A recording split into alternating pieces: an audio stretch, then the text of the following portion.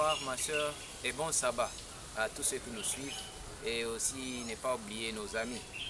Aujourd'hui, nous allons apprendre une main écrivant sur le mur. Nous continuons toujours avec notre leçon sur le thème expérience devant le roi et les hommes d'État. Ce sont les expériences des enfants de Dieu qui sont passés devant les rois et les hommes d'État. Nous avons vu Daniel avant, puis Shadrach et Meshach et Abednego. Maintenant, on est en train de voir Daniel encore. Mais cette fois-ci, devant Belshazzar, le roi de Babylone. Avant de commencer, nous allons prendre une prière silencieuse.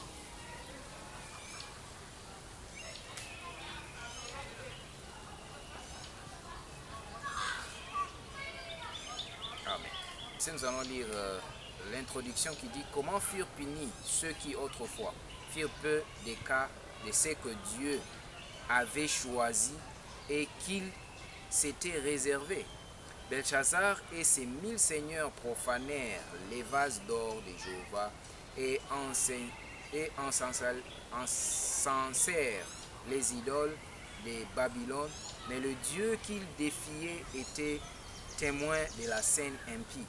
Au milieu de leur gaieté sacrilège, on vit une main exsangue tracer des mystérieux caractères sur le mur du palais.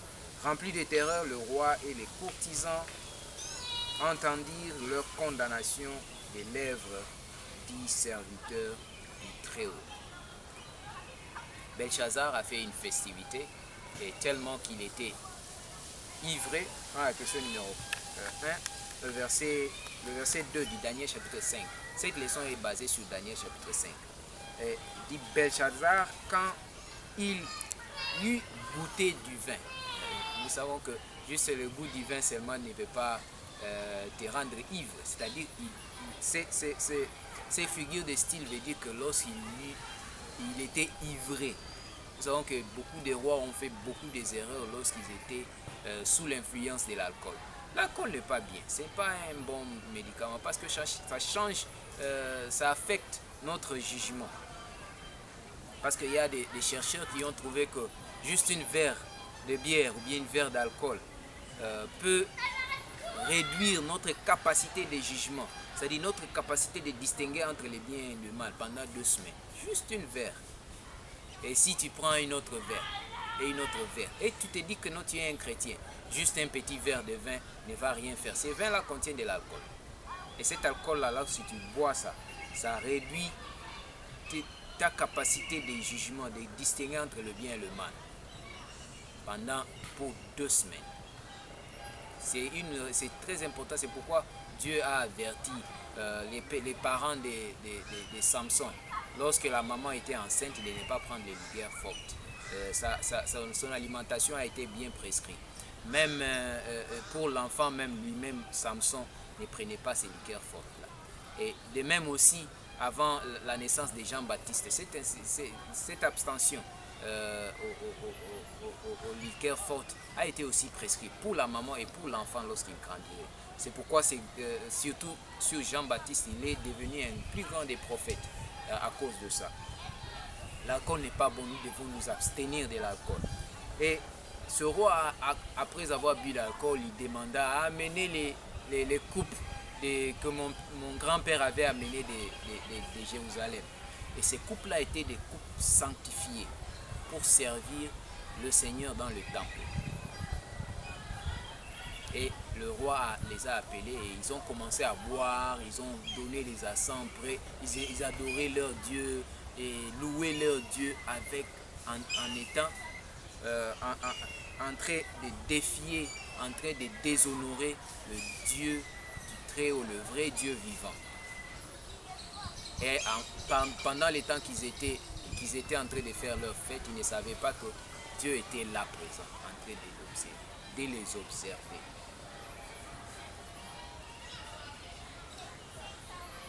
La question numéro 2 ici, on nous dit maintenant que soudainement, il y a eu une main, juste une partie d'une main. Et il y avait même, lorsqu'on dit sang ensanglanté, ce n'était pas une main avec du sang. c'est comme une main coupée et qui écrivait sur le mur. On dit que le roi avait terriblement peur que ses genoux commençaient à serter l'un contre l'autre. C'est-à-dire il tremblait tellement qu'il tremblait, ses genoux se frappaient entre l'un à l'autre. Il était contre l'un à l'autre. Il était terrible, il était dans une terreur terrible. Et non seulement lui seul, mais tous ses seigneurs, tous ceux qui étaient dans la salle à ce moment-là. Immédiatement, il appelle tous ces... Vous voyez, les idolâtres appellent toujours des magiciens. Ils font recours beaucoup des gens que nous pouvons, des sorciers, des magiciens, ils font recours à des féticheurs pour trouver leurs problèmes. Et souvent, on fait recours à des faux prophètes. Parce que des faux prophètes, lorsque nous sommes devant eux, ils nous disent seulement du blabla. Des fois, ils vont te dire que voilà, c'est ta famille qui est en train de faire ceci, cela contre toi. C'est-à-dire qu'ils font l'œuvre de leur serviteur qui n'est que le diable. Parce que le diable tourne tout le monde pour que nous ne voyons pas. Il ferme nos yeux pour que nous ne voyons pas que nous sommes coupables. Nous sommes la cause de ce qui est en train de nous arriver dans notre vie. C'est-à-dire les gens ne sont pas conduits. Un prophète doit conduire les gens vers la repentance pour que les gens découvrent leurs péchés et qu'ils changent leur voie pour que Dieu restaure sa protection sur eux. Mais ce n'est pas le cas de beaucoup des prophètes que nous connaissons aujourd'hui.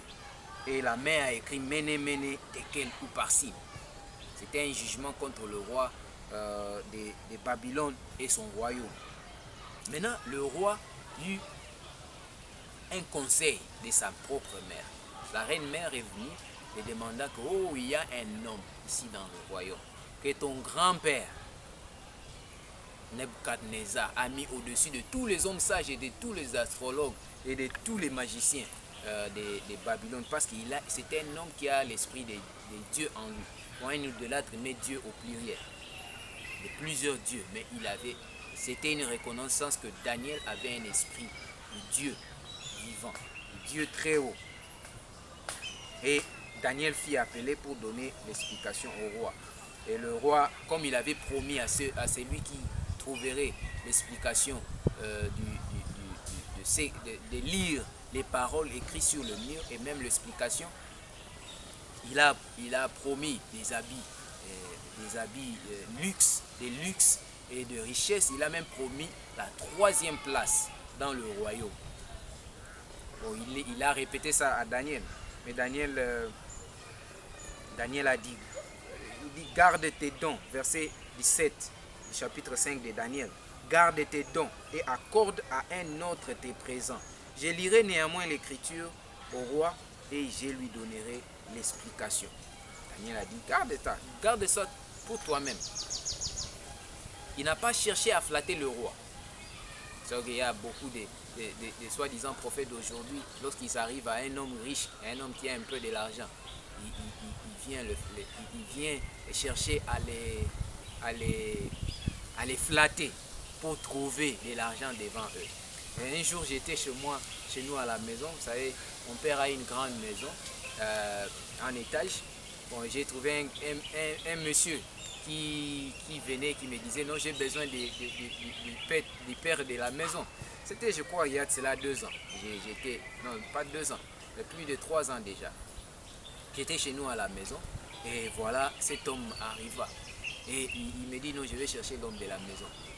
Et j'ai dit non, l'homme de la maison n'est pas là. Tu veux le chercher de quoi? Il dit non, je viens de très loin.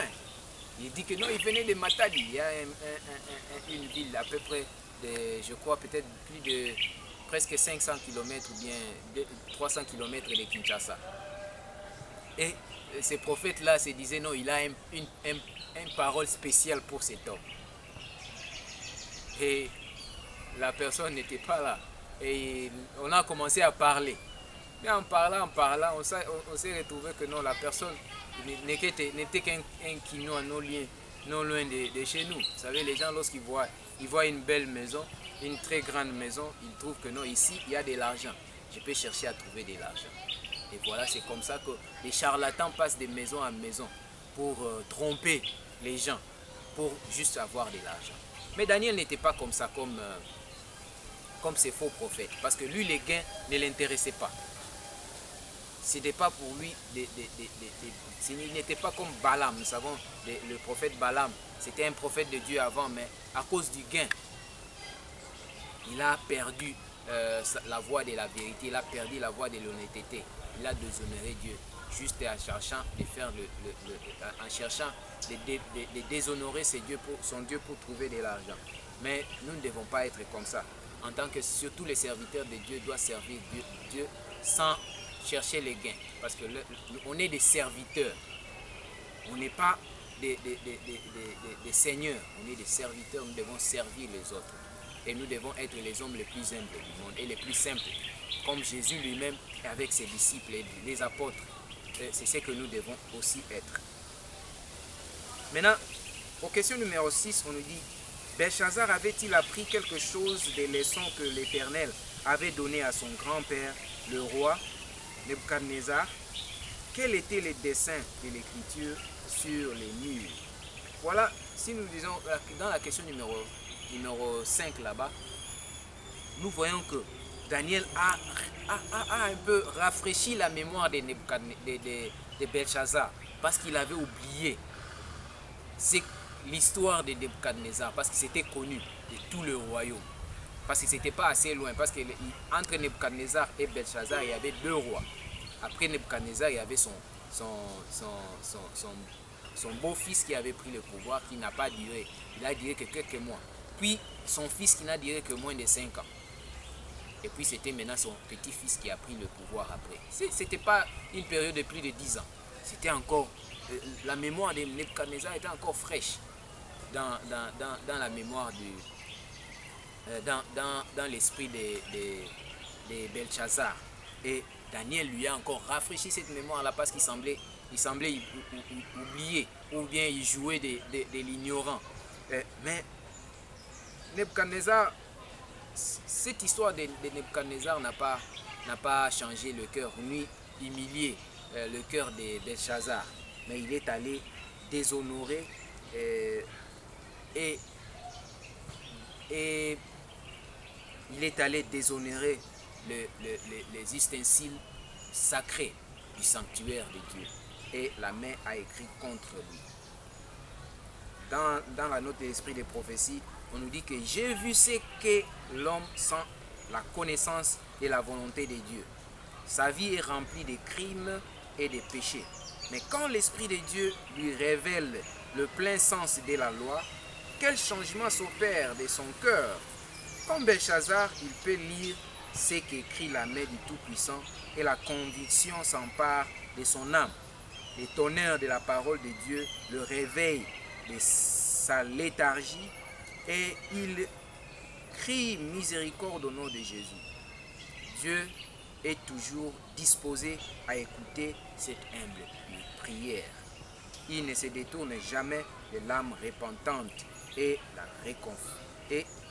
il la réconforte. C'est ce que Dieu fait pour toute âme repentante. Si nous découvrons vraiment, pendant plusieurs années, j'ai désobéissé à la loi de Dieu sans le savoir. Pendant plusieurs années, j'ai considéré la loi de Dieu comme étant sans existence. Je dois m'approcher vers le pied de la croix et crier: Seigneur, sauve-moi au nom de Jésus. Et Dieu ne peut pas fermer ses oreilles pour écouter la prière d'un pécheur repentant. Il les sauve toujours. Et aux questions numéro 7, nous voyons que juste après l'interprétation qui était compté, pesé et divisé, c'est ce que Méné voulait dire. Et on dit que compter, peser et diviser. Parce qu'il a été compté, la durée de son royaume a été comptée et Dieu mettrait fin à son règne. Et il a été pesé dans la balance du sanctuaire céleste et il a été trouvé léger. Et son royaume devrait être divisé et donné aux Perses. Et on dit aussitôt, Belshazzar donna de l'ordre en revêtis. Daniel a dit que non, je ne veux pas de ces biens-là. Mais il a pris et il a donné tout ça. Il a revêti des habits précieux des pourpres, les habits royaux. Et plus tard, et il a donné la 3e place du royaume comme il a promis. Daniel n'a pas même voulu, c'est tout ça. Le royaume même, ce même jour-là, Daniel, la prédiction de Daniel était accomplie. C'est un vrai prophète. Un vrai prophète, lorsqu'il prédit quelque chose, ça s'accomplit. Un vrai prophète ne vient pas te dire seulement que ce qui s'est passé dans le passé et ce qui se passe maintenant. Mais un vrai prophète te dit ce qui va se passer même dans le futur. C'est ça même un aspect particulier d'un vrai prophète. Parce qu'un vrai prophète, il prédit le futur. Il peut voir dans le futur. Il ne peut pas seulement voir ta situation maintenant. Mais il peut aussi voir ta situation dans le futur. Ce que Dieu peut faire et veut faire et ce que Dieu fera dans le futur si tu avais, ou bien ce qui t'arrivera dans le futur si tu ne changes pas ta voix. Si tu ne changes pas tes voix. C'est ce qu'un vrai prophète devrait voir. Et ce que Daniel a prédit, c'est arrivé exactement au roi. La même nuit-là, le roi Belshazzar fut tué. Et Babylone tomba aux mains des armées du général Cyrus, qui était le neveu du roi Darius, parce que le verset 31 dit que Darius le Mède s'empara du royaume, étant âgé de 62 ans. C'était un roi vieux. Nous savons que juste plus tard, dans quelques années seulement, Darius mourut. Et c'est Cyrus qui fut le successeur de son oncle. Et c'est ça ce qui s'est passé. Parce que Belshazzar a déshonoré Dieu. Et qu'un prophète de Dieu, un serviteur de Dieu, devant les richesses, ça ne lui a dit presque rien. Parce que c'était un vrai serviteur de Dieu, honnête, qui ne cherchait pas le gain. Mon frère, ma soeur, demande-toi si le chemin dans lequel tu es en train de marcher, c'est la voie de Dieu. Tu as par hasard peut-être rencontré la vérité et tu es convaincu que c'était la vérité. Et qu'as-tu fait de cette vérité-là? Tu t'es dit, ah, ça, j'oublie et je veux me réjouir dans ma vie. On se réjouit de l'alcool. Tu as trouvé ici au Sénégal, il y a un paquet de cigarettes. Dans tous les paquets de cigarettes, on a mis un homme avec des sondes dans le nez qui est très malade. On dit que non, fumer peut causer une maladie mortelle. Et vous voyez, les gens continuent à fumer. Lorsque je regarde ça me fait moquer, ça me fait un peu triste aussi en même temps. Ça me fait rire. Parce que comment les gens peuvent être si lâches comme ça? Parce qu'un fumeur sait que la cigarette va le tuer. Mais malgré ça, il continue à fumer. C'est comme ça que beaucoup de chrétiens sont aujourd'hui. Nous connaissons que nous sommes dans une mauvaise voie. Malgré la vérité dont on nous a donné, on veut toujours continuer à marcher sur cette voie-là. Mais ne soyons pas comme Belshazzar. Soyons plutôt comme les autres, comme Daniel. Ne soyons pas comme Belshazzar. Connaissant la vérité, mais il ne pouvait pas être sauvé de cette vérité, de la destruction. Parce qu'il n'a pas marché selon la vérité. Cette vérité n'a rien fait, n'a pas changé son cœur. Parce qu'il n'a pas trouvé la foi en lui, comme les enfants d'Israël aussi. Comme par exemple la femme de Lot. Connaissant que Sodome sera détruit, cela ne l'a pas sauvé d'être tourné en statue de pierre. Tu peux connaître la vérité aujourd'hui, mais cette vérité-là ne peut pas te sauver. C'est seulement lorsque tu marches dans cette chemin de la vérité, tu ne tournes ni à gauche ni à droite, malgré les pressions de la famille, malgré les pressions de n'importe qui. Mais tu poursuis le chemin de la vérité avec foi, comme Daniel, avec foi, comme Shadrach, Meshach, Abednego, avec foi, comme Joseph, ces héros de la foi. Et car la Bible dit que le juste vivra par la foi. Marchons par la foi et non selon la vie. Merci beaucoup encore de plus pour étudier ensemble avec nous cette leçon de l'école du sabbat. Que Dieu vous bénisse encore de plus et bon sabbat. N'oubliez pas de vous souscrire dans la leçon. Que Dieu vous bénisse tous. Au revoir et à bientôt.